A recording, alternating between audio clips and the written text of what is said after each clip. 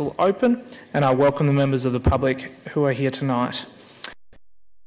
Respectfully acknowledges the Yalukit Willam clan of the Boonwurrung. We pay our respects to their elders, both past and present. We acknowledge and uphold their continuing relationship to this land. Council has a local law that determines how this meeting will be conducted. There is a time allotted in tonight's agenda for public question time. During public question time, members of the public can ask specific questions on planning matters other than those relating to a topic that's on the agenda for tonight. There is also an opportunity for members of the public to ask a question and or make a comment on a specific item on tonight's agenda. This will be done prior to the committee considering the item. If you wish to ask a question or speak to a report, please complete the blue form that is available at the table just outside the chamber and hand it to a staff member. I encourage you to try to limit your questions and comments to around 3 minutes and to try to avoid repeating any points that have been previously made by other speakers. Please note that this committee can only address questions and deal with items within its delegation, that is, planning matters. The decisions of this committee are final and can be acted upon. Please note that all planning committee meetings are now being live streamed. Live streaming and recording allows the community to watch and listen to meetings in real time, providing greater access to council decision-making and debate and improving openness and transparency. The live stream of this meeting is available on Council's website, and the recording of this meeting will also be available to view a few days after the meeting on Council's website and YouTube channel. The cameras will film and record councillors at this meeting. However, care is taken not to film or record images of members of the public. If a member of the public asks a question or makes a comment about an agenda item, they will not be filmed, but their voice will be heard in the live stream and recorded. Please also note, in accordance with Council's local law, that this meeting cannot be filmed or audio taped unless permission is granted by the Chair. In the unlikely event of an emergency evacuation, please follow the instructions of the Chief Warden. That's quite an intro. Thank you very much, Councillor Gross. So I'll move to the first item on the agenda, which is apologies. Councillors, do we have any apologies? Councillor Voss. No. Councillor Brand is an apology, if I could put that. Thank you, Councillor Pearl. So we've received apologies from Councillor Brand. Would someone like to move the acceptance of this apology? Councillor Gross and a seconder, Councillor Voss. I will now put the motion. All those in favour? That's accepted. Carried. Thank you very much, councillors. Now, item number 2, minutes of previous meetings. Councillors, the minutes of the Planning Committee meeting held on 28th of March 2018 have been circulated. Are there any questions regarding these minutes? No? If not, can I have a motion to confirm the minutes? Councillor Simic to move, Councillor Bond to second. I'll now put that motion. All those in favour? That's carried unanimously. Item number 3, declarations of conflicts of interest. Does any councillor have a conflict of interest in a matter being discussed at tonight's meeting? No? That's great. Item number 4, public question time. So, do we have someone? Yes, okay. So we have one person who's requested to ask a question tonight.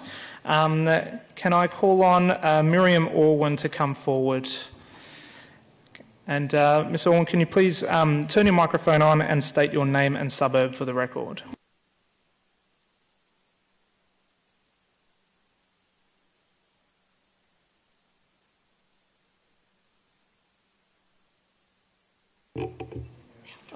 Miriam Orwin from Murchison Street, St Kilda East, formerly used to be called Balaclava, I think. So my question is maybe not completely pertinent, but even so, the question I'm asking is, why is the fact that the Zhang family, who run a milk bar mixed business that relies on free traffic flow in Alexandra Street, not given any priority with regard to the closure of Alexandra Street at Alma Road, when it's always been the speed at Alma Road that's always been the problem? The real problem being that this corner in question is at the bottom of a hill and traffic just speeds up. So, and as traffic speeds up, there's also traffic barriers which restrict the flow of traffic, leading to, I suppose, trippicky manoeuvres and desperate moves. And that's the problem. I've lived there my whole life, and the traffic lights at the corner of Alma Road and Hotham Street very substantially reduced the traffic accidents and killed my little business as a teenager of ringing the tow truck and getting money when they picked up cars. I know. So it's always that problem, and it's going to cause huge problems for us as people who live there, and there's a huge outcry about it. I know you can't put in specifically, I know it's a planning meeting, but planning is related to traffic. I know I'm not on the agenda, but I wanted it to be noted because apparently they're going to close it in the start of May. So I wanted to get in first. Thank you, Ms Orwin. So I'm advised that as this is a planning meeting, we'll take the question on notice and the officers will get back to you with a response to that question. Thank you. Okay. Just to add, Mr Chair, that there's some talk about having a community consultation about this traffic proposal, and that may or may not happen, but there is some degree of conversation about it in the council. Thank you for the comment, Councillor Gross. If that's possible, I'm sure that would be greatly appreciated by all the constituents of the area. Thank you, Ms Orwin. Thank you. Okay, so that's all the members of the public that have requested to ask a question for public question time. So it's now up to item 5, councillor question time. Councillors, are there any questions for the officers? No, it looks like you'll ask your questions in the items themselves. So moving on to item number 6 then, presentations of reports. So we'll move on first to item 6.1, which is 253 to 273 Normanby Road, South Melbourne. Now, councillors, we have received one request from a member of the public to speak to this item, which is the applicant. So I now call on Nicholas Moore to come forward and address council. And Mr Moore, if you could just turn your microphone on and state your name and suburb for the record. Through you, Mr Chairman, if I could raise before the applicant speaks, is that we have received a request to amend some conditions, and we've acceded to some of those matters, and I know the applicant will be speaking to one specific issue, but we have before you amended condition 11 and amended condition 15 to be consistent with the applicant's request. As officers, we can live with that. So it's the officer's recommendation that's provided to you, and that will be the matter for consideration this evening. Thank you, Mr Borg. Mr Moore. Thank you, Councillor. Nicholas Moore, Director of Land Surveying at Charter Kramer, based in the CBD, and a licensed surveyor. Applicant contact in this application for a planning permit for subdivision. I note that the council officer has provided a report recommending that a permit be granted with various conditions. We have circulated to the councillors and some of our comments regarding those conditions, 3 in particular, and as Mr Borg has just alluded to, there's been agreement on 2 of those requested alterations to those conditions, so I won't bother talking to those at this meeting. I will, however, talk to the third point there, which is, I believe, still up for some further discussion. Just by way of background, the application is for a stage subdivision for a development, 253 to 273 Normanby Road. Permit has been granted for the use and development of that particular development there. There has been an initial subdivision application permit granted for the first two lots, the initial staged subdivision. This application relates to the subsequent multiple stages being subdivided, and as part of that, the condition that is in question relates to the imposition of a a condition relating to the provision of car spaces within the development, and in particular, condition 3D, being that no more than one car park lot may be owned or leased in conjunction with any lot containing a dwelling unless a planning permit has issued to exceed the maximum car spaces set out in Schedule 1 of the planning overlay. The use and development permit, which I've already alluded to, contains a condition 15 which sets out a rate of 0.83 car spaces per dwelling across the development. We feel that that condition adequately addresses the overall allocation of car spaces within the development. Some points to note there. We feel also that the planning overlay, which has been relied upon here, doesn't provide any requirement for a permit to be granted for subdivision, and then as such there's no basis for council in the first instance to rely on that planning overlay to impose a condition relating to parking. Furthermore, we note that the use and development permit has already specified that rate, the condition 15 rate of 0.83 must not be exceeded. Our proposed reworded condition here would be seeking to entrench that rate, so that rate is not up for debate. We're not seeking to alter that rate that's in the use and development permit. Furthermore, we feel that the interpretation of the planning overlay is incorrect and flawed. The planning overlay seeks to provide an overall rate to facilitate an appropriate provision of car parking within a development, and not specific allocation to a lot. So in this case, the rate of 0.83 applies to the overall development as a rate and not a specific allocation.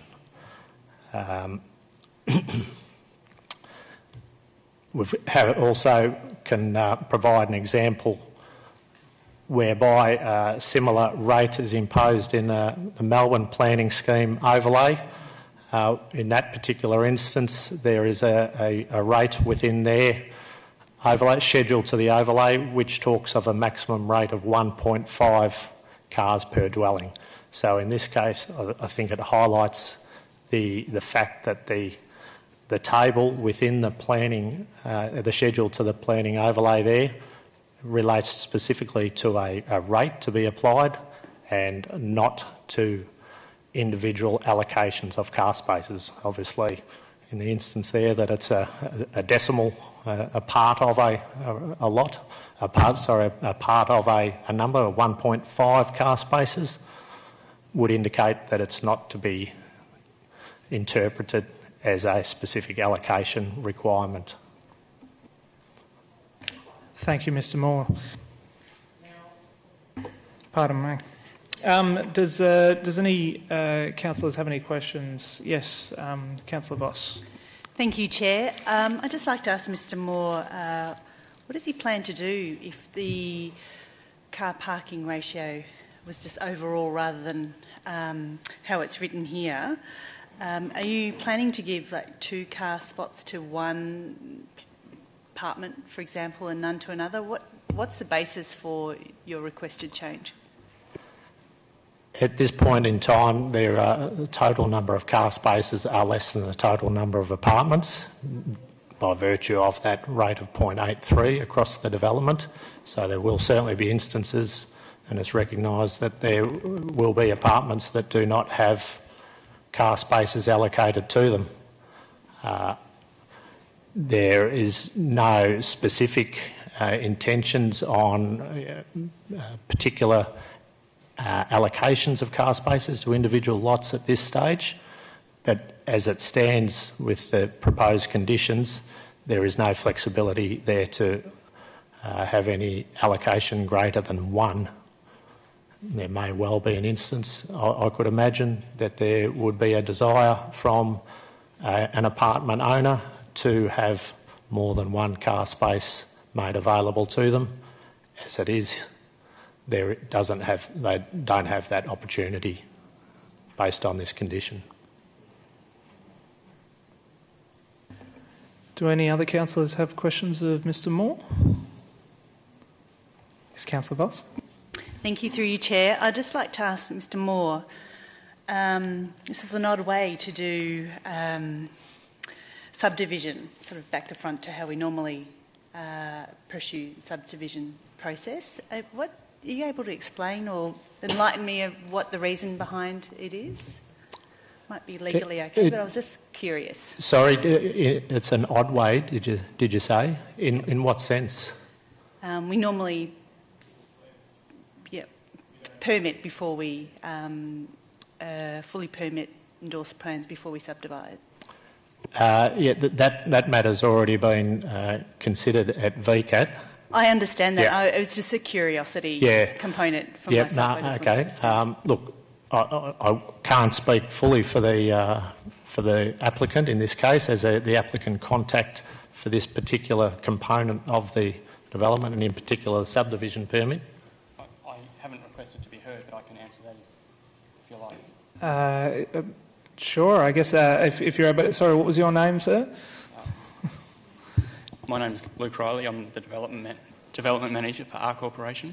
Okay, well, if you're happy to answer the question, I'd ask you to take a seat and state your name into the microphone. So, because I'm not sure we quite picked that up. Lucas Riley, development manager for the applicant. We are a proactive developer, and we have sought advice on financing and various other legal matters. And the strong advice across multiple streams is that it's in our best interest to have as much certainty as possible. Financiers, conveyancers, so on and so forth, have requested that we push through with all permits as quickly as possible in order to give degrees of certainty for later agreements that will be necessary. Thank you very much. Councillor Voss, any other questions? No, I just wanted to know, thank you for talking to that. We may expect more of these sorts of, I call them back to front, subdivisions, but I understand why you've done it. Thank you. Thank you very much. Do any other councillors have any questions for the applicants? Otherwise, I'll ask if any councillors have any questions for the officers. Councillor Pert? Just wondering if you can give me some help around the, again on item 3D, where it talks about owned or leased. Just clarification on if the car park is leased. So is that where an owner has leased a car park to another lot holder? Ms Stewart?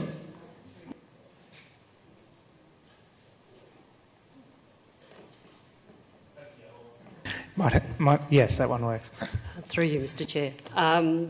The car spaces are all individual lots, so they will be initially owned by the developer and sold as they see fit. So where it might be that somebody purchases a car space and then they could decide to lease it to somebody else. So we're just trying to say the planning scheme asks for no more than one car space per dwelling under the parking overlay, so we're trying to say that could happen through leasing and or through sale. Yes, Councillor Pell. No, that's all right. It was because it was maxed out. So just so I'm clear, if I own an apartment, I have a car park which I'm not using, and I lease it to another apartment owner who has a car park, a lot, they wouldn't be able to lease that car park from me. Is that what this is intended to do? That's correct. Are there any other questions for the officers? Councillor Bond? Just on that, I've lived in a 25-storey building on Whiteman Street. I currently live in a 9-storey building in St Kilda. the internal notice boards of these buildings are constantly full of car park wanted and car park available signs, and the internal laws of supply and demand ensure that, someone requires 2 car parks, that car park gets used by someone who doesn't need theirs, and usually there's money changing hands. How do we plan to police this or enforce this should we put this requirement on? Ms Stewart. Through you, Mr Chair. The condition is part of a Section 173 agreement, so it is a legal agreement that would appear on any sale document or anything like that, sort of advising. They are very difficult to enforce, though, if they are breached. Councillor Bond. Would you say it would probably be impractical to try and enforce it? Leading the witness. Mr Gutteridge. Through you, Mr Chair. This sort of condition is typical of subdivision approvals that this council issues. It's widespread practice in subdivision of multi-storey buildings. The principal difference we're facing today is that we're dealing with a parking overlay rather than Clause 5206. So the parking overlay is expressing a limitation on parking rather than a minimum number of car spaces, but the principle is essentially the same. There is a planning scheme provision which in fact prevents the applicants from providing more than 1 car space per dwelling at the moment. It's open to them to apply for a planning permit to provide more than 1 car space per dwelling, and if they did that, then the responsible authority would be able to look at those numbers and make a decision. Essentially what the condition is doing is simply restating what the planning controls are that apply to them at the moment. Councillors, any further questions? Councillor Crawford. So can I just clarify? So the reason that it seems quite restrictive or more detailed than what we're used to seeing is because we're approving actually planning permits and not actually doing subs. This is kind of setting up that when it gets to planning permit stage, this is all really clear. Is that what it is? It's because it's back to front. It seems more excessive or more detailed than we perhaps usually see. Mr Gutteridge. Through you, Mr Chair. As I said, it is essentially ensuring the subdivision approval is consistent with what has so far been approved through the VCAT development permission. Councillor Pearl. 2 quick questions. What's the penalty that's enforced if this is breached, and how do we recoup funds, etc.? Perhaps answer that one. I'll ask another one with the discretion of the chair if possible. Mr Gutteridge. Through you, Mr Chair, that would be a matter for the compliance team. There are set penalty points for breaches of the Planning and Environment Act, and there are provisions through the Magistrates Court for determining fines. Though we do often take the approach that we simply want to get compliance. We're not chasing fines per se, we're chasing to bring things back into order. Thanks. A separate question. Perhaps if you could give just some summary for the councillors about the comments about this being back to front. So the way it's been described to me is we wouldn't usually look at these proceedings in this order, and when we put that to the applicant a couple of minutes ago, that they seem to, from the body language, disagree with that. So perhaps give us an overview of why this has happened in this order. Mr Gutteridge. Through you, Mr Chair. What's different about this matter to date is that the council does not have a set of endorsed plans for the development permit. We have a set of application plans, and we have a subdivision which is sort of follows generally from that. But the typical scenario is that once a permit applicant gets a development approval, they then have a suite of conditions to meet. They may be conditions for changes of plans, they may be conditions for sustainable design elements to be incorporated into the development, a whole range of measures, and these typically result in a mixture of detail and maybe more significant changes to those drawings. And once that is endorsed, subdivision is pretty much a mechanical and technical matter of satisfying servicing agencies through water and power companies and the like. In this instance, we're operating on a slightly theoretical basis in that we still don't have that endorsed plan. So the applicants, whilst they say they're seeking certainty, in fact are operating in a world of almosts, and are going to have to make a series of amendments along the way to their subdivision in order to comply with whatever compliance with the development permit conditions leads them to. And we don't know what that is at the moment, and I'm not sure if they do.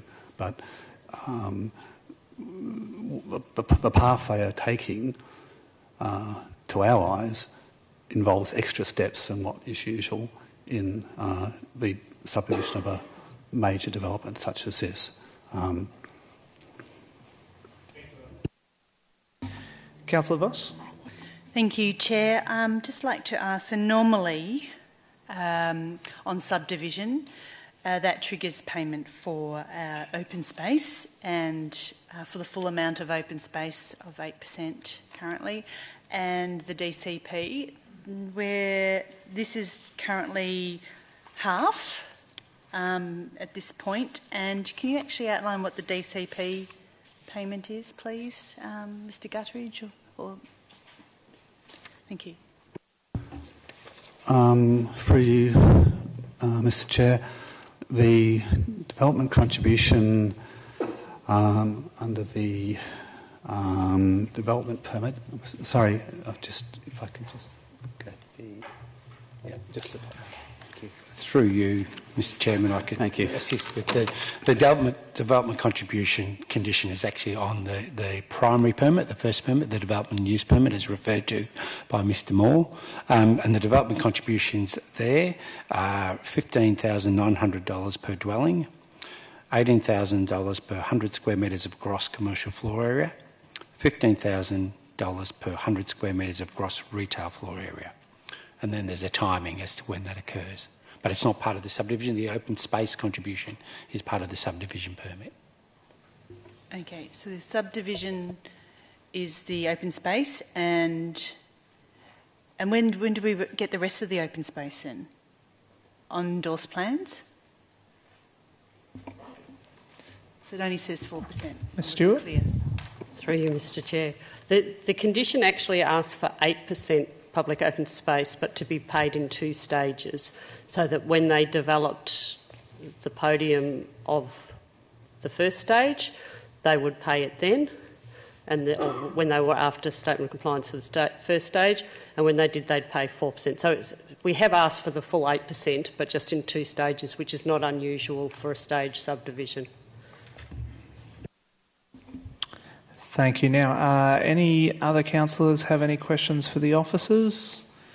If not, we have an amended motion before us. Now, Mr Borg, what do we need to do here? Does someone need to read this out? No, we can put it certainly to the screen and identify where the conditions are. Yes, could you please do so?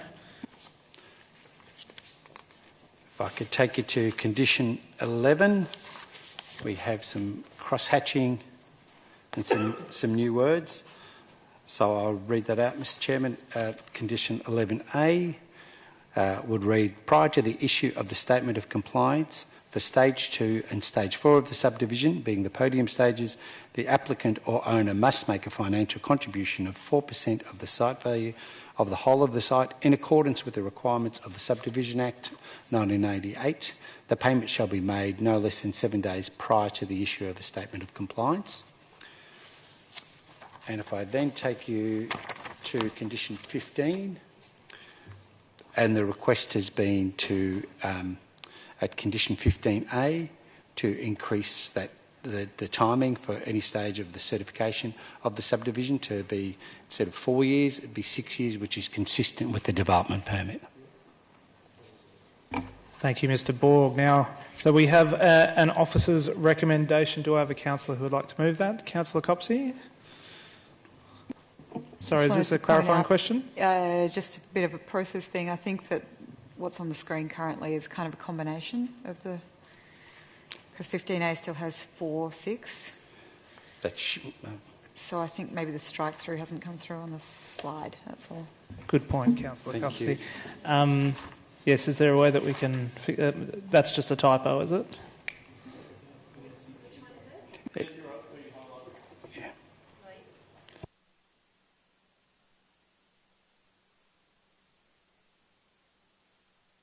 Quite eagle-eyed of you, Councillor Copsey. Thank you. I think there might be an issue with the previous one too. Let's have a look. Excuse us for a moment as Mr. Borg's just going to check that what's up on the screen matches to the amended conditions that we've prepared.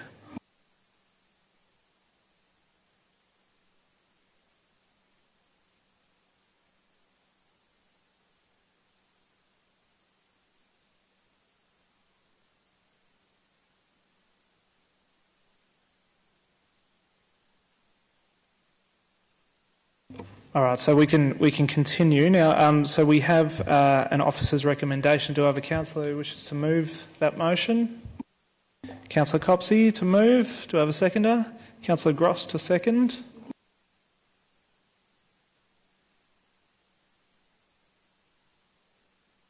I think the officers will have that fixed shortly, I think, but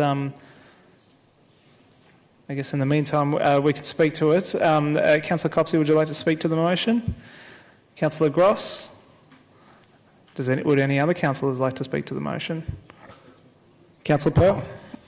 Fill we out some time whilst we fix the words up here. So thank you to the applicant, particularly through your participation at the Fisherman's Bend Community Forum, I think it's called. I can't remember what it's actually called. So you're one of the few developers that turn up, and you're always turning up, and you make an active contribution to the process, which is refreshing compared to some of your counterparts. And we appreciate that effort, and you've I think, worked in a reasonable spirit of cooperation on the permit before here, and we appreciate that because we don't really get that from this precinct in the plan. Well, I haven't seen that in my time on council from other developers in your area, so thank you for doing that, and please keep doing it. You're obviously unhappy about the third thing we haven't been able to work out here, but I think it's an unfortunate trade-off that the way this council is used to doing things and the way we're doing it is we're trying to put things that would normally be in a planning debate into a subdivision debate, and that's the trade-off you're going to have to take to get your financing in place to get the subdivision in place by the sounds of it. So I think you're just going to have to wear that one, unfortunately, and by the time, if you put a decent case together, by the time the endorsed plans come back, then we can talk about it then, and this motion gives you enough latitude to do that. So hopefully we get your financing in place and we actually get some construction on the site, because Fisherman's Bend needs some people living in it, so we can get these DCPs moving and start building a community there. So all the very best, and looking forward to seeing your endorsed plans. Happy to support. Thank you, Councillor Pearl. Would any other councillors wish to speak? Councillor Copsey, would you like to close? No? Then I will put that motion. All those in favour? All those against? That's carried unanimously. Thank you.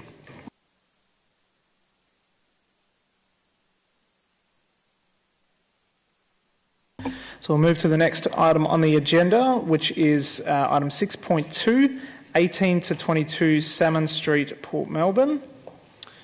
And we have no members of the public that have requested to speak on this item. Excuse me a moment. So are there any questions, councillors, are there any questions of the officers for this report? No? Oh, Councillor Voss? Yes, I just like some clarification, please, around, the public space on the corner of Salmon and Plummer Street that's not included in this application. Going forward, that's going to be potentially the entrance for a new train station. If this application gets built, how is it that we're going to, or if you could possibly answer this, have an entrance to a train station? What's the future look like? Mr. Gutteridge. For you, Mr. Chair, the draft strategic framework plan, which was released for comment late last year and which is currently before the panel, proposes areas of parkland or public open space on the south east and northeast corners of Salmon and Plummer Street, so the southeast corner being this particular site. The current scheme, which was prepared before that draft was released, and during sort of its early sort of draft of draft,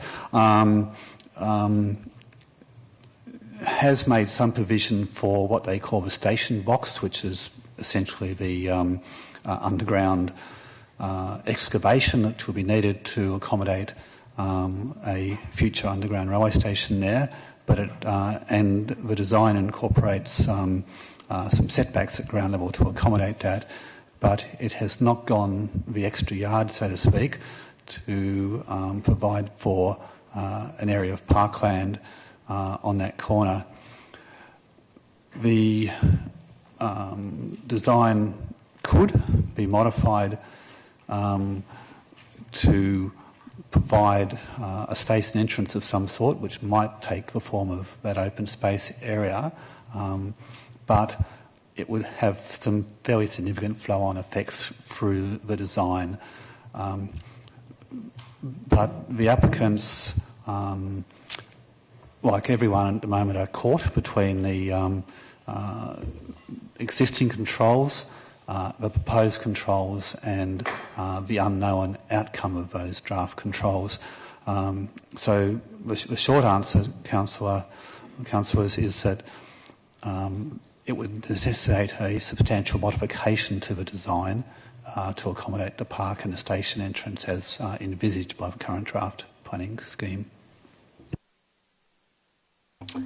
Thank you. Now, any other councillors have questions for the officers? Councillor Voss? The same one.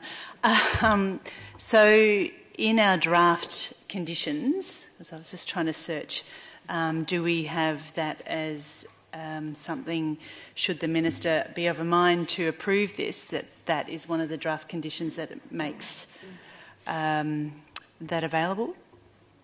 For you, Mr. Chair, yes, condition 1A, the very first condition of the amendments suggested by Council to the Minister, is to provide future public open space allocated at the corner of Plummer Street and Salmon Street in accordance with the draft framework. Are there any other councillors who have questions for the officers? If not, we have an officer's recommendation. Councillors, is there someone who'd like to move this motion or something else? Councillor Voss to move and Councillor Gross to second. Councillor Voss, would you like to speak to the motion? Just briefly, I think that this is the right decision, that this is not approved by us, and we need there's many items or issues with this building, even though there are actually many great things with this building as well, but we need it to be a good design going forward. Things such as having the crossovers in the right spot, being able to turn a car, not have the trucks go in where the school's going to be, library being big enough, all these sorts of things. So that all needs to be resolved before a permit is granted. Thank you, Councillor Voss. Councillor Gross, would any other councillors like to speak to the motion? If not, I'll put that motion. All those in favour? That's carried unanimously. So we will move on to item 6.3, which is 222 to 224 Bay Street, Port Melbourne. Now, councillors, we have received 3 requests from members of the public to speak to this item. So I'll begin with any objectors and then invite the applicant to speak last. So I now call on Julie Camilleri to address council.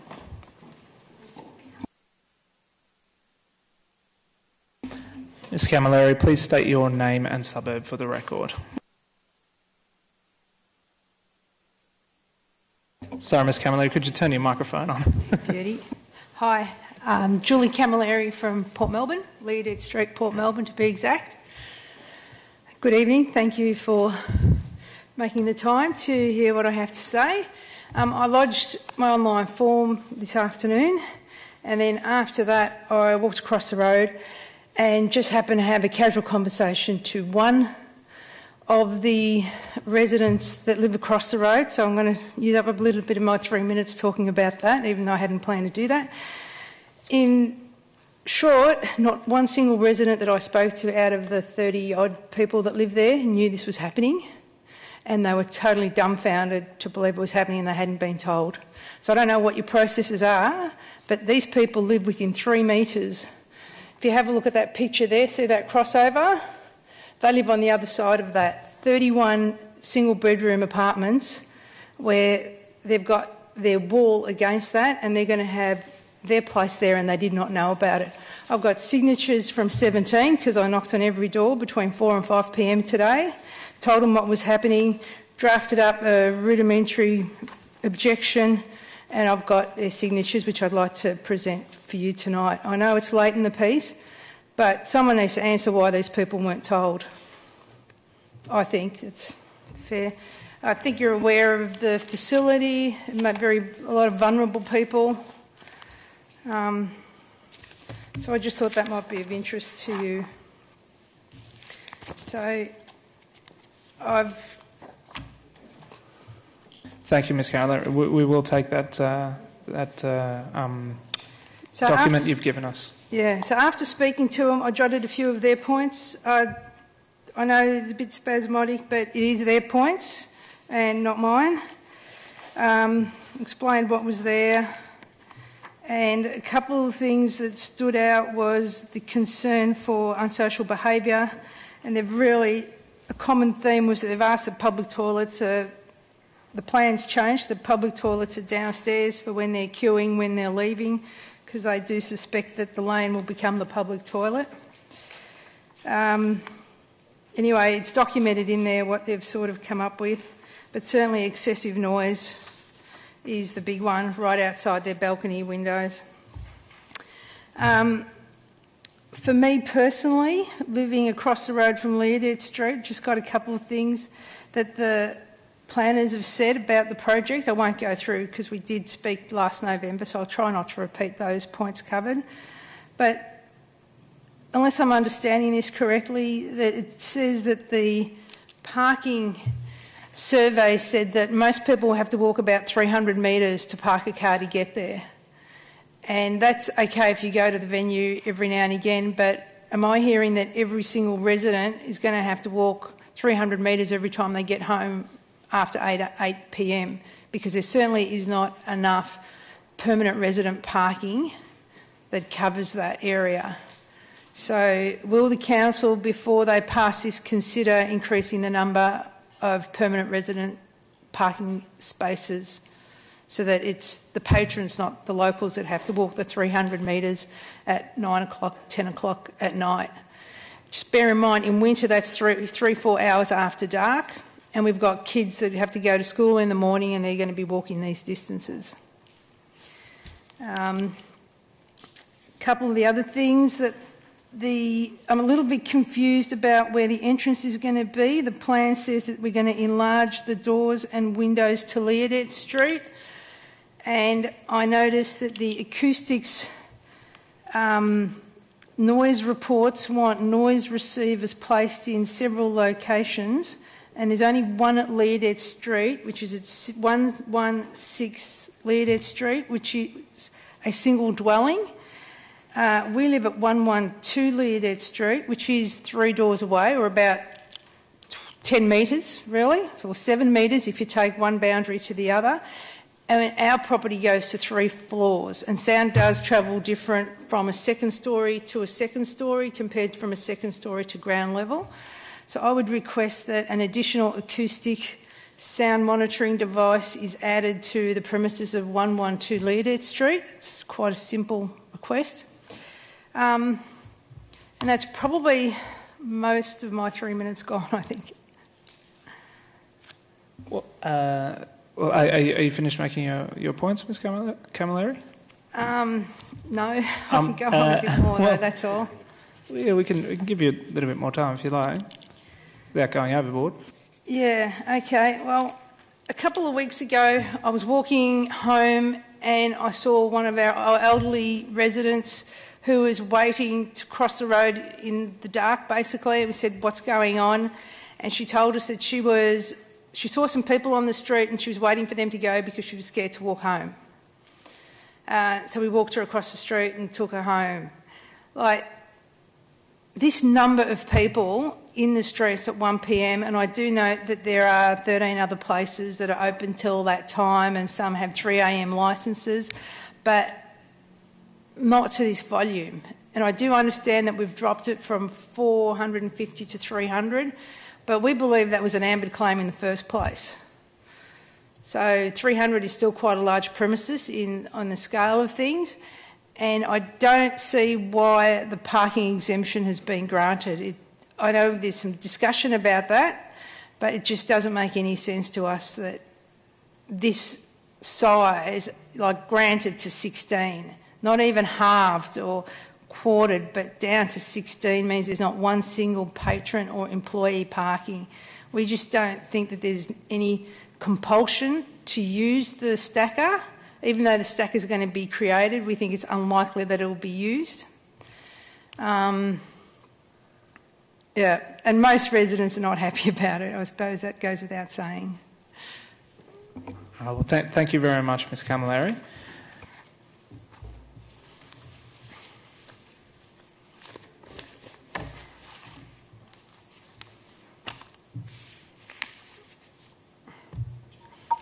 Chair, can I raise a point of order? Yes, Councillor Pearl. Given we just got new objections, we're accepting those objections, that property, so far as I'm aware, is owned by either Port Phillip Housing Association or Port Phillip Housing Trust, so it might be prudent to reopen the ability for councillors to disclose conflict of interest, because we don't want to have this decision being questioned if a councillor had a conflict of interest, if they were a director of either of those associations. It should be disclosed, I think. One of the councillors is a director of Port Phillip Housing Association, and on the trust, those residents live in that property. If we were to pass a motion tonight and they didn't disclose the conflict, they don't have to excuse themselves.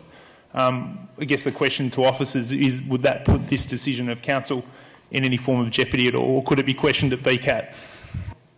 Councillor Pearl, I'm happy to ask the governance team for some advice on that, but I fail to see how an appointed director of a housing association which manages properties from which objectors to a decision that objectors live in could constitute a conflict of interest. But that's your view. Could we get the view from governance, please, Chair? Well, I am the chair, but I'm more than happy to seek some advice from the governance team. So.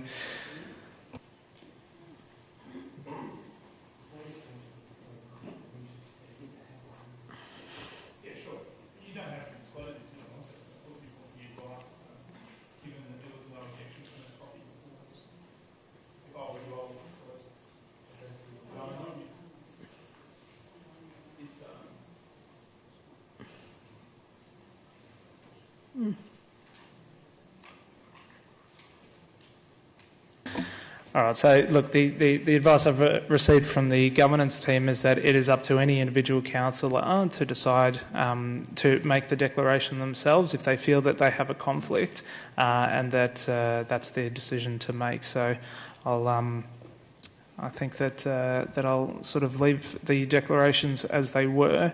Now, Mr. Borg, there were some questions there from the objector. Would you like to answer those now, or should we hear from both objectors first?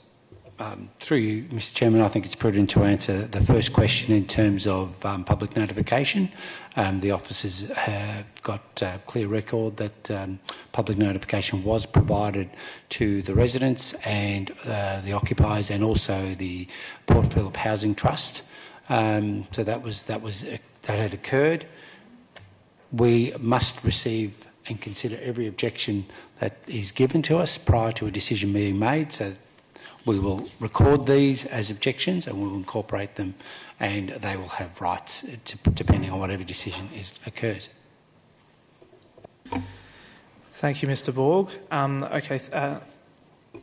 Chair, can I ask a clarifying question, please, of Mr. Borg? Mr. Borg, when you say residents were notified, what residents? So how far did the notifications extend?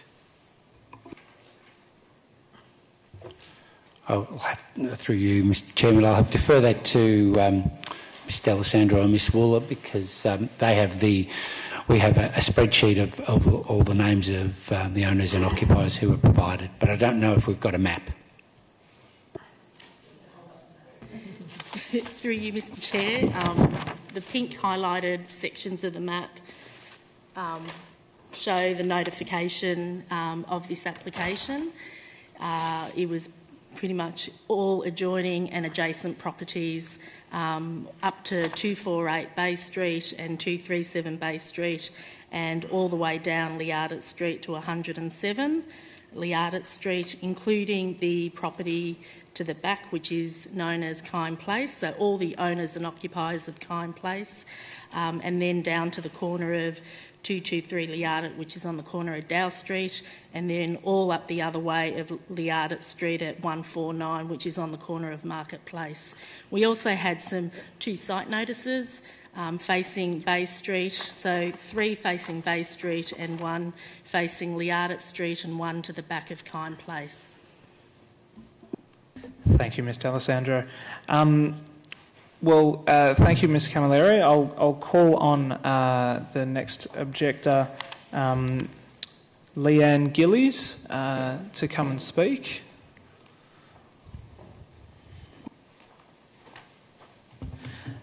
Ms. Gillies, if you could state your name and suburb for the record. I think the microphone is on. Yeah. Hi, Leanne Gillies, Port Melbourne. Thanks for hearing my conversation. I guess just to reiterate the formal and written objection I put in. I've read the report, which was quite substantial, so thank you for sharing that. My objections are much the same, although I have uncovered, reading a little bit more detail, that a couple of additional things is I hadn't realised there was a terraced area facing Liardet Street, which is on page 15 of the report. Again, it's a concern about noise, voices carry. We're on probably the same level. This would be the first floor where there's a smaller tavern. I also hadn't been aware that there were going to be 2 separate tavern areas, a small sort of private bar, I believe, or something along those lines, and then the top level, which would have most of the patrons. So that does concern me that there are 2 separate licensed areas. I would like to get clarification on the street frontage for the tavern specifically. Is it only one entry, and is that only on Bay Street now rather than where it had been originally on Liardet Street? Sorry. I still do have, and probably most of our neighbours would still have concerns about the line. If there is a line up to get in late at night, there's still a noise that will occur from people talking. Noise carries particularly in the evenings. That does concern us. Just reading through my notes. The traffic, I believe, is still something that hasn't really been addressed, and particularly with drop-offs, whether it's a car share firms or taxis. That area where Liadet Street meets Bay Street currently is at times quite a bottleneck, with cars queuing further back away from Kiam Place and further down. So I think that would potentially cause some further delays, and also noise with traffic, people getting annoyed, tooting of horns, etc. I guess there's the parking again, which Julie had already discussed. I think that's a real concern. One other thing I just wanted to clarify, I've noticed on page 27 there was a statement in italics it's the second paragraph from the top, and just at the last sentence mentioned something about, at the moment there is a significant mismatch between the drawings and acoustic report.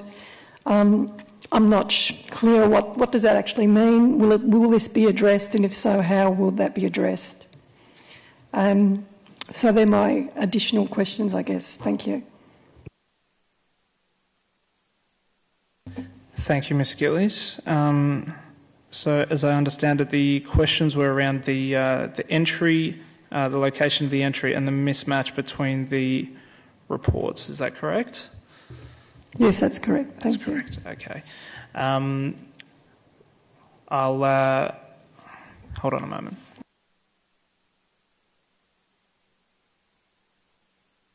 So a councillor may pick up that question during the debate. So thank you, Ms. Gillies. Thank you. I will now call on the applicant to speak. So could Morgan Livingston please approach? Could you please turn on your microphone and state your name and suburb for the record? My name is Morgan Livingston. I'm here on behalf of the permit applicant, and I'm a planning consultant from Songbowden Planning in Kew. So firstly, I'd like to say thank you to the Mayor and the councillors for the opportunity to address you on this matter tonight, and also to the council officers in their ongoing assistance throughout. In short, we support the recommendations of the council officer, and in this matter request that the council do determine to support the proposal. As you will know, this site is well located as part of the Bay Street Activity Centre. History records show that this building was first constructed and used as the Port Melbourne Theatre. As you will know, that the building was for the most part destroyed by fire in 2015, and since that time has predominantly sit vacant. The permit applicant proposes to restore this heritage building along with its neighbour to its former self, for lack of better words. The works entail the construction of a 3-storey building set behind the building's reinstated heritage parapets to Bay Street and Lydiard Street. This application represents an opportunity to restore a locally significant building and put it back to an appropriate use. The proposal entails 3 retail shops at ground floor, first floor office, adding to the commercial vitality of Bay Street Activity Centre. The tavern, and I would clarify that it is one tavern that's been proposed, is primarily a rooftop bar with a secondary private bar at first floor. A total of 16 car parking spaces are provided on the site through 2 SACA systems. And I think if I would make some comments in relation to the support that the planning scheme certainly gives this proposal, this is a location where the Port Phillip planning scheme encourages this type of activity. In fact, no planning permit is required for a tavern use in the commercial 1 zone.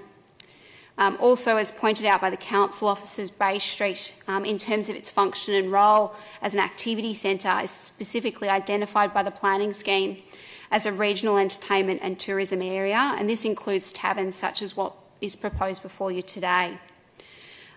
With respect to the amenity concerns by the neighbours, it's important to recognise that this is a new era for pubs and tavern venues. Unlike the pubs of the past, the current regulatory system gives the council and the community much greater certainty regarding the noise, patron and amenity controls.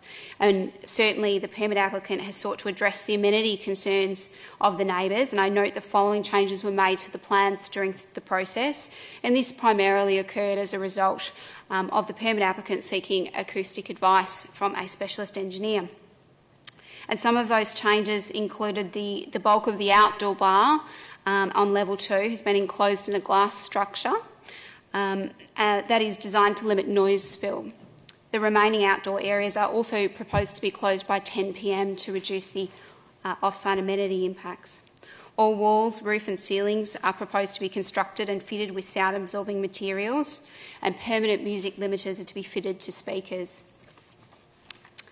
We also acknowledge and accept the conditions that the council officer has recommended with respect to the waste and venue management to address the potential for amenity issues. With respect to the car parking reduction sought, we would submit that it's highly appropriate to reduce car parking for this type of tavern use in an activity centre. First and foremost, patrons of a tavern are more likely than most to look for alternative transport methods, whether they walk from the surrounding residential land uses, take the public transport that's readily available in the area, or use private taxis, Ubers and the like. For those that do choose to drive, evidence suggests that patrons are most likely to visit in the evening, where many of the shops and retail uses have less demand for car parking. So we'd like to say thank you for the opportunity to speak to you tonight, and we again support the recommendation of the council officers in this matter. Thank you, Ms Livingston.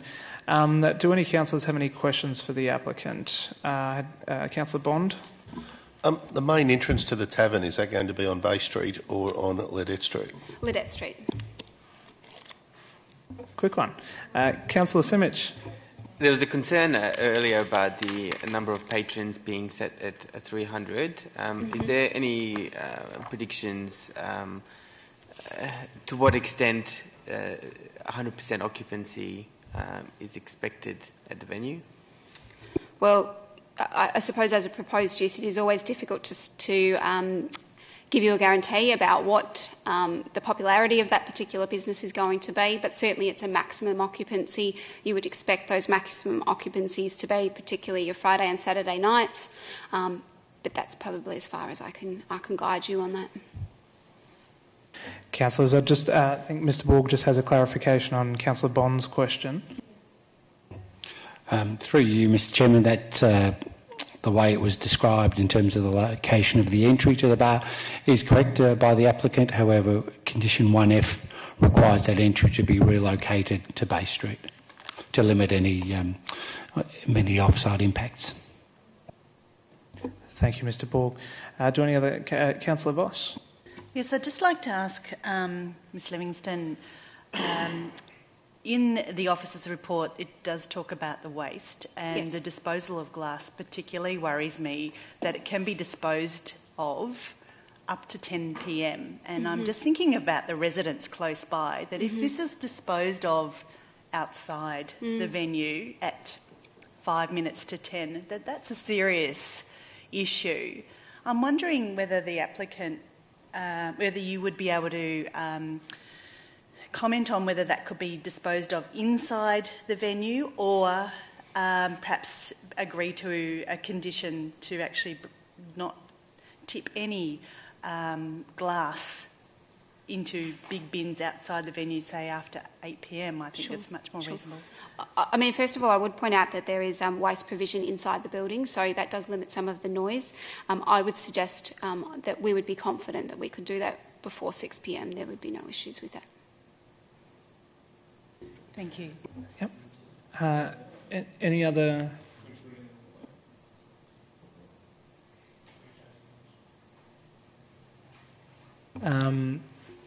Sorry. So in relation to that, I'm wondering if the officers would help out with some wording on drafting a condition to be added, please, while we continue discussions. Go and get that done while we continue to speak. Do any other councillors have a question for the applicant? Councillor Crawford. If I could ask, so you said that most of the balcony will actually be enclosed in glass. Yes. So I didn't realise that. I thought it was an open balcony. Or is it just that one section that won't be have a roof over it? There's only now a very small section that won't be roofed. Perhaps, do we have the plans available on there? So it's really only this section in the corner of Bay Street and Liard Street that wouldn't be enclosed. Yes, that's right. Councillor Voss. Ms Livingston, The building has been quite derelict and left in a very poor state of repair. Yes. Since 2015, I think Yes. it was. So I'm worried about how it's going to look during construction. Mm-hmm.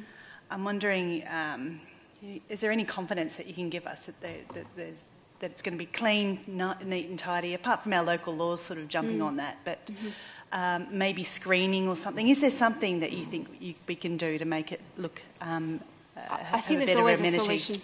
There's always a solution to those kind of problems. I can certainly confirm that my client is very keen to progress this particular proposal. It's an application that's been with the council since back in early 2016. So I'm certainly keen to keep moving, and I would suggest there are solutions to that. If it would appease the council to include conditions to to have that screened off, we'd certainly be comfortable with that. Councillor Voss, are you proposing a bit more work for the officers? Yes, please. I've got another question too. So there's a couple of, I don't know what they are, boxes I'll call them, on the footpath around the building that regularly get tagged. They're not, they're other authorities, possibly traffic or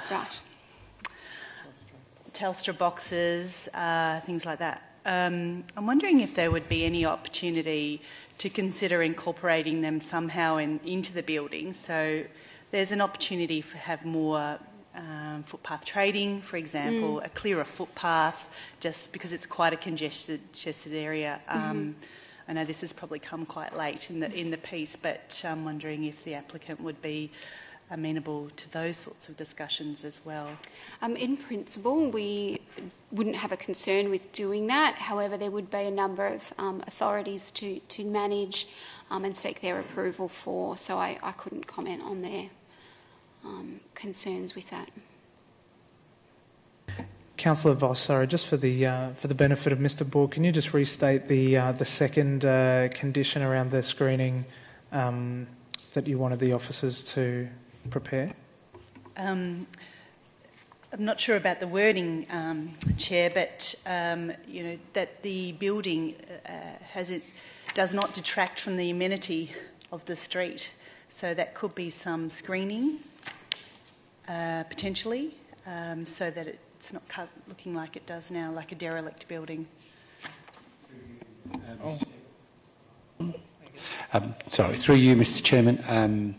So is that in relation to the construction process or reconstruction process? Because we do have notes at the end of the permit on page 11, which talks about the construction management component, and that will be done through council's local law. So we could look at some form of screening arrangement, certainly with the applicant in terms of how it's maintained and how it's constructed, so there's limited offsite impacts as part of any dust or amenity issues. So, Mr. Borg, you're saying that we might not actually need an extra condition there, it could simply be dealt with through that existing provision?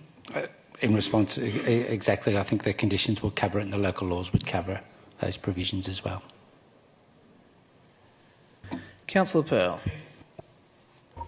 Thanks, Chair. Assuming you agree and comply with whatever's passed here tonight and we don't keep going forward, what's the timeline for construction? What's your client indicated in terms of their timeline for construction? Within 6 months to start that process. Thanks very much.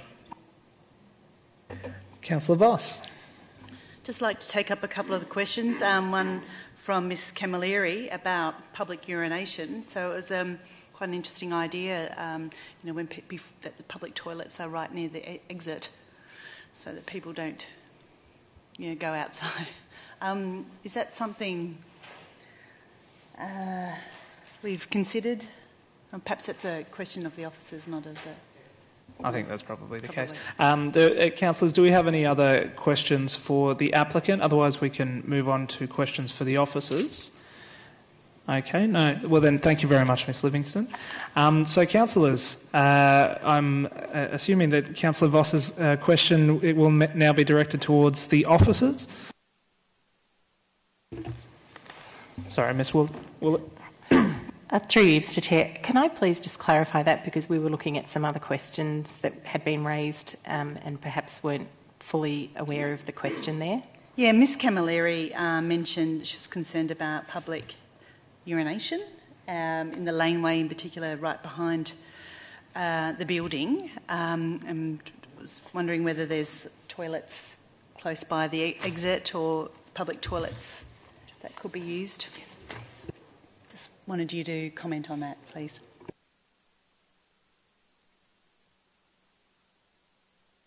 Through you, Mr Chair, if we look at the floor plans, there's reasonable toilet or amenity facilities on both floors, and that is reasonable to expect patrons to be using those toilets.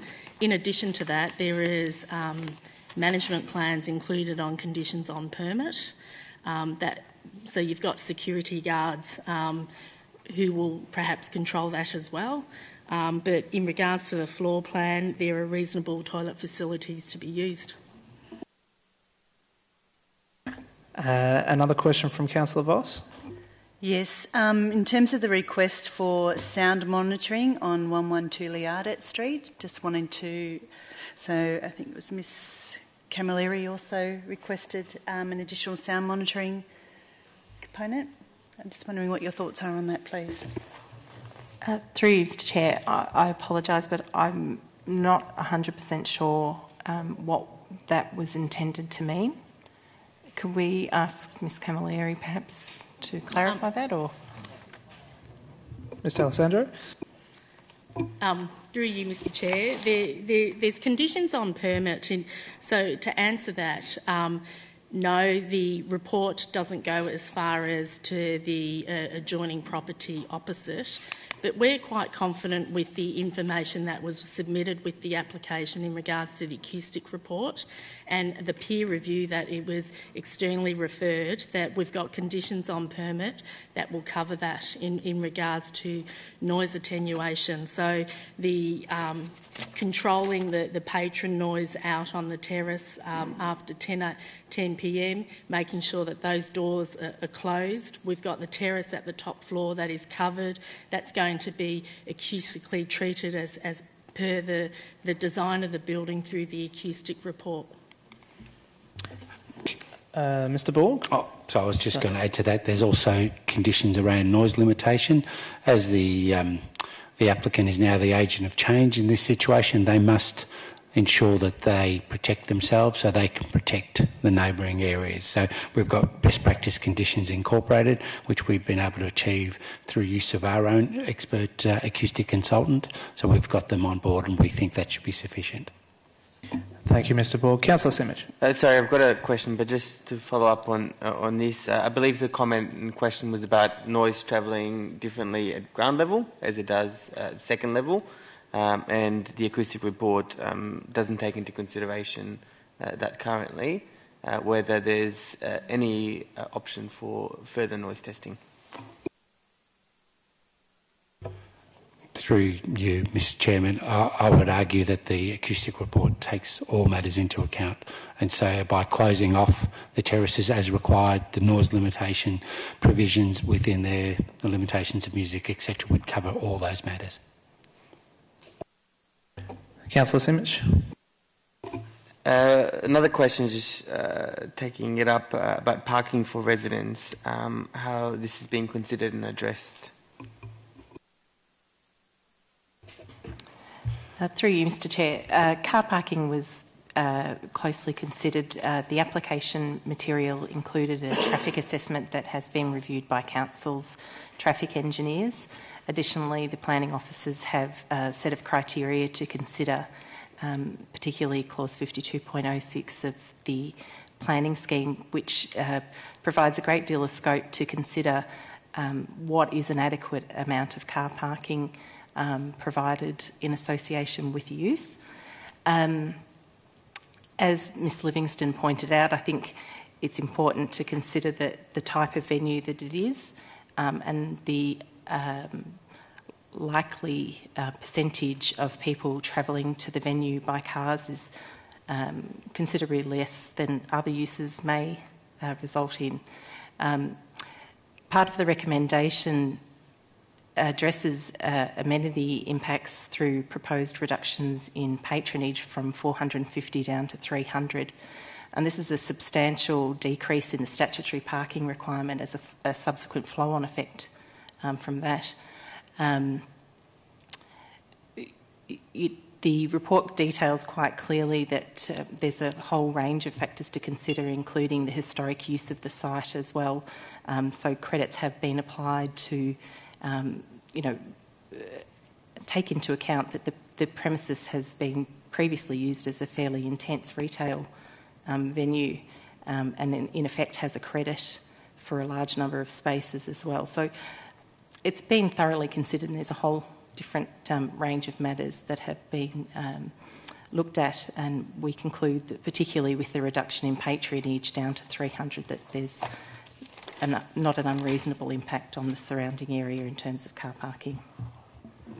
And through you, Mr Chair, and in addition to that, we mustn't forget that 16 on-site car spaces are being provided to the back of the site. Yes, it is in a car stacker arrangement, but those are for the actual workers of both the office and the tavern, so it can be co-used in regards to during the day and at night, and 2 spaces are allocated for the shop as well. Thank you. Councillor Pearl. Thanks. The car park underneath the Port Phillip Housing Trust property was originally done for replacement for daytime activation, effectively. That car park was really intended for retail shops in the area. Those public car parks that are now under that building, there's a lot of people living in that building, obviously, which is managed by Port Phillip Housing Association. Have we given any consideration about the activation of that car park effectively? So I take the point that fewer people will drive to this venue, but a lot will. The nearest public car park is underneath a community housing precinct, 2 metres away from the door. Have we given any consideration about the activation of that car park? And has Port Phillip Housing Trust provided any feedback to us about the activation of that car park at night time versus daytime? So through you, Mr Chair, we notified the Port Phillip Housing Association, and we haven't received any comments back or objections. In regards to the activation, we can't stop anyone using that car park, it's a commercial car park, and anyone can use that during the day or at night time. Councillor Voss. I'd just like to ask a question about construction. Where are, and possibly it does have a few points about construction in the resolution here. When and where, or when will the location of the construction vehicles be considered, and where will they go? Just wondering. Mr Ball? Yep. Through you, Mr Chairman, the construction management plan is essentially considered at when the local laws permits requested, and so that'll be considered. There'll be a traffic management report provided as part of that consideration. So that's a consistent approach with much larger developments as we've had even in quite tight places like South Melbourne. So we tend to have a construction management plan incorporated as part of any approval of the local laws permit, and that again will include some traffic management plans, also the direction of trucks, the hours that they'll utilise them, suppression of dust, etc. within those permits. Thank you, Mr Borg. Councillors, are there any more questions for the officers? If not, we have an officer's recommendation, although we may have an amendment from Councillor Voss.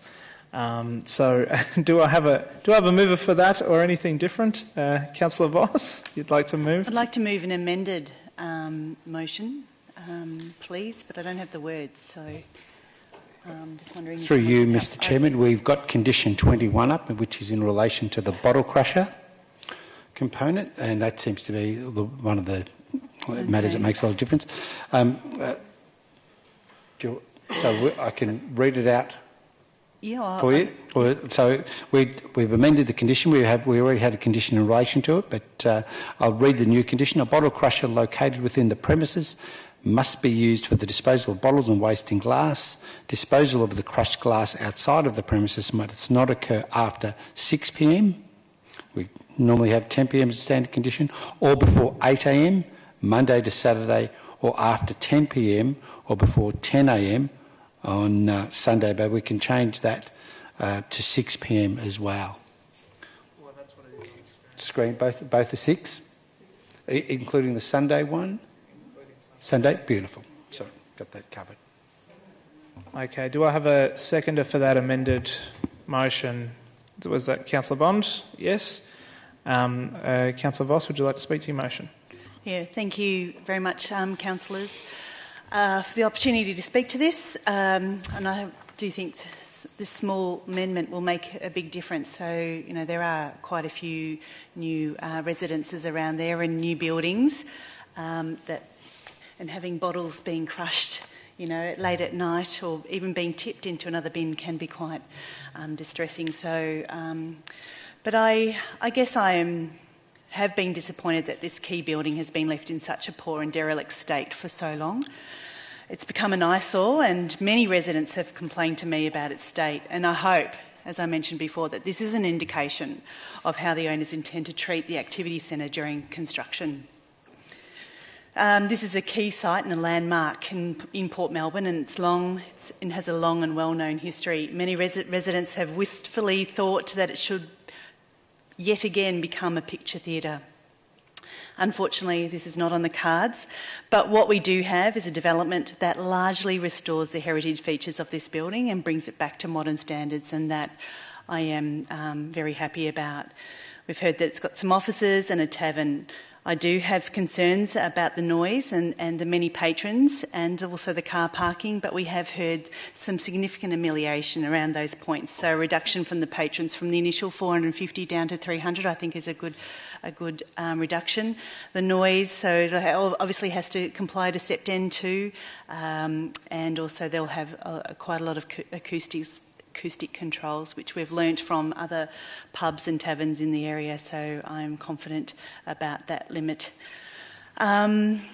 So very happy that the best practice conditions will be on that.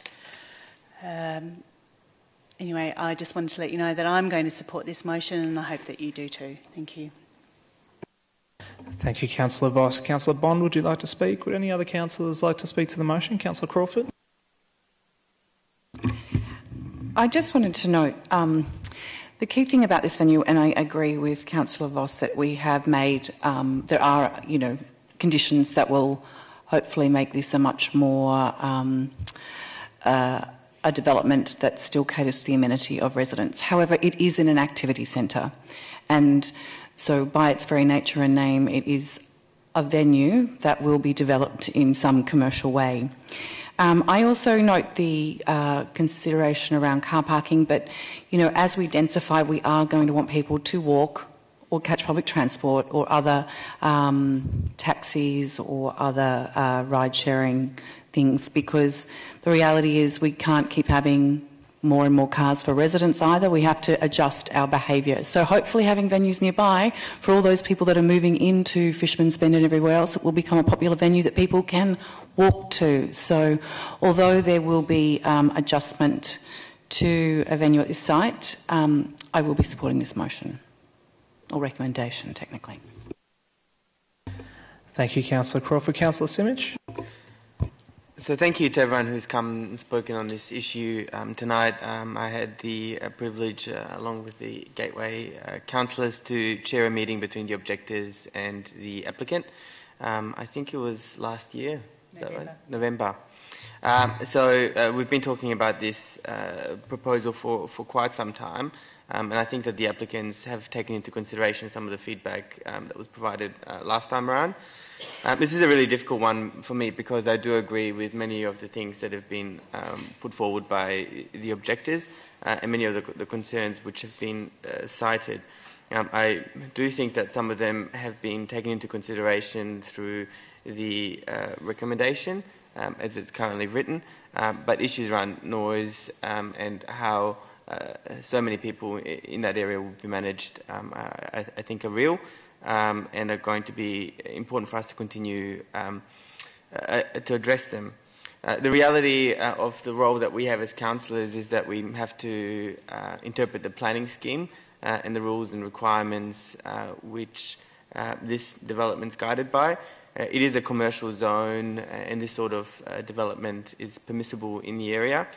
I believe that we've done what we can to put in place conditions, and I know that officers will continue to work with the applicants to ensure that the conditions are met, but also that the development, as it's progressing the building, the concerns that Councillor Voss raised, is done in a way which takes into consideration the surrounding area. Whilst it's a difficult decision, it will be a decision which I'll have to support tonight because our role is to interpret the planning scheme, and as I said, I think this meets requirements under the planning scheme. Thank you, Councillor Simic. Do any other councillors wish to speak? Councillor Pearl?